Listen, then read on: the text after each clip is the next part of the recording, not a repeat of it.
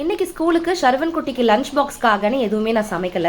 Breakfast மட்டும் நம்ம வீட்டில் செஞ்சுட்டு அக்கா வீட்டில் காலையிலேயே சமையல் வேலை முடிஞ்சிருச்சா அதை கேட்டு கொஞ்சம் கடன் வாங்கி லஞ்ச் பாக்ஸில் பேக் பண்ணி ஸ்கூலுக்கு ஷர்வன் குட்டியை அனுப்பிச்சி வச்சாச்சு. நல்ல கோல்டு இருந்ததுனால மாத்திரை போட்டு நல்லா தூங்கிட்டேன். எந்திரிக்க கொஞ்சம் லேட் ஆயிடுச்சு, அதனால தான். அதுக்கப்புறம் ஸ்கூலில் கொண்டு போய் ஷர்வனை விட்டுட்டு வர வழியில் சிக்கன் வாங்கிட்டு வாங்கன்னு சொல்லியிருந்தேன். நல்லா சின்ன வெங்காயம் மசாலாலாம் போட்டு வதக்கி அரைச்சி செஞ்ச சிக்கன் குழம்பு இது. சுட சுட இட்லியோட சாப்பிடும்போது சூப்பராக இருந்தது. கண்டிப்பாக நீங்களும் ட்ரை பண்ணோம். ரெசிபி வேணுன்றவங்க கமெண்ட்ஸ்ல கேளுங்க, கண்டிப்பா நான் ஷேர் பண்றேன். ஆஹா, இந்த சூடான நெடியை என் கோல்டுக்கு ரொம்ப அருமையா இருக்குது.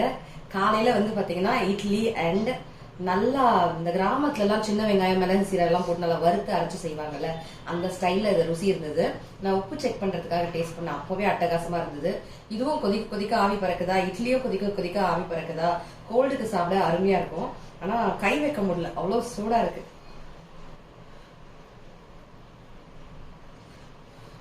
கோல்டு பிடிச்சிருக்கும் போது உங்க வீட்டுல என்ன பிரேக்ஃபாஸ்ட் செய்வீங்க, இல்ல கறி குழம்பு எந்த மாதிரி செய்வீங்க, சிக்கன் குழம்பு எந்த மாதிரி செய்வீங்கன்றத சொல்லுங்க. மோஸ்ட்லி நான் பெப்பர் சிக்கன் செய்வேன். இன்னைக்கு வித்தியாசமா செய்யலாமே நான் இதை ட்ரை பண்ணியிருந்தேன்.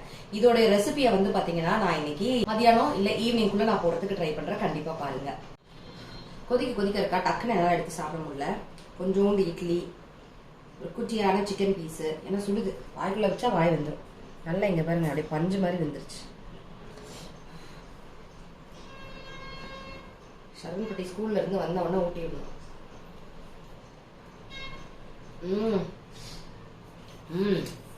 அருமையா இருக்கு.